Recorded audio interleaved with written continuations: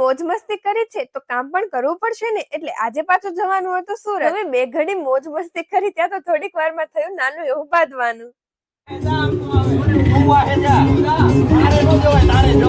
આવું તો ચાલ્યા કરે, પછી નાસ્તો કરીને કરાવી દીધું બેનું સમાધાન. ઉત્તરાયણમાં પતંગ ચગાવવામાં જેટલી મોજ નથી કરી એટલી મોજ તો ભાઈ બહેન સાથે બાંધવામાં કરી.